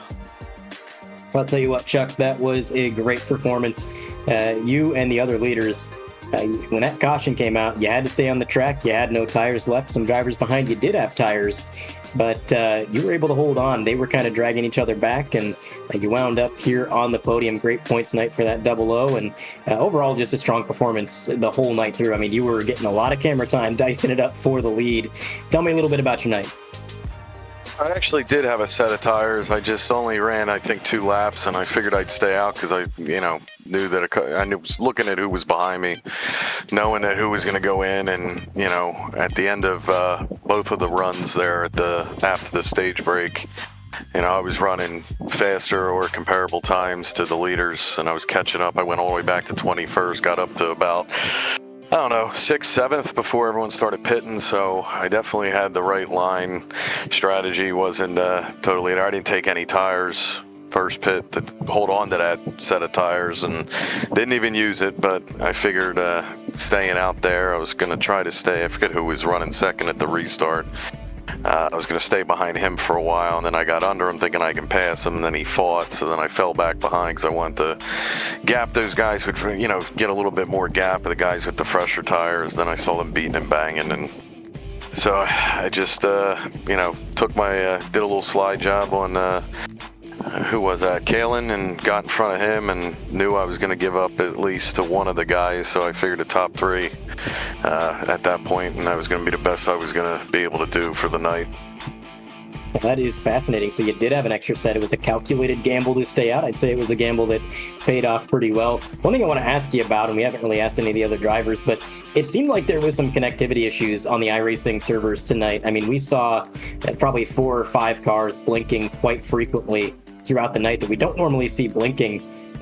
Was racing around those cars? I mean, we know we've seen you around Dave a little bit and a few of these other cars blinking. How terrifying was that to see these cars in and out, and how much did it affect your race? Well, the good thing is I joined this league late, so I wasn't really racing for any points or. So for me, I mean, it's a little unsettling, but for me, if I got wrecked out because of a blink, it is what it is. I wasn't letting off. Let's just put it that way. Plus, I was running the low line and getting my tires on that white line and wrapping it around. So Dave was middle to high. The only thing that looked like Johan had, I'm looking at it now, 60 blinks during the race, and it's kind of tough when you're behind him because you're trying to pull on him and you can't pull on him, so kind of I mean, he's won plenty of races. That's not the reason why he won, but that's the only frustrating thing with the blinks is I couldn't pull on him, and he's a much better driver than me. So you get into those turns and he's pulling away, and you're hoping you get that nice runoff and you can pull a little air off of him, and he's blinking and you can't do anything. So probably would have been the same result either way, but I was hoping to get there at least to get my bumper up to his and maybe make a mistake or maybe even move him, but couldn't quite get there. It's interesting you mentioned the draft. That is exactly what our in-race reporter Jeffrey here was wondering about earlier in the race. He's like, now wait a minute, can I still draft on a car that isn't physically there? And you just answered his question for him. No, you cannot, and it is a bit frustrating. So again, congratulations on a podium, Chuck. It was a great race for you, and hopefully next week you do get that draft and maybe it propels you to the win. Hopefully. Thanks, guys. Thanks for your time. Yep. All right, well, that is our post-race show here. Just want to thank our in-race reporter, Mr. Souza there. Got the top 10 here on the evening, so one of your better showings as of late. Make sure you like, share, subscribe, all that fun stuff on our mission to 1,400 subscribers. We're getting there pretty close, well, pretty quickly, but ever so quickly would be better if you helped us out along with that. Stay tuned for next week. American Muscle Series live on Tuesday. We got Furniture Mart Racing on Wednesday with, I believe, the Modifieds. Then we'll be back with the Red Sox. We got our Cannonball iRacing series, and then checking the schedule. We will be off next week, but back in 2 weeks' time at the Kansas Speedway. That's going to be Corey, Andre, and Jeffrey signing out of the booth. Have a great night, and we'll catch you next time.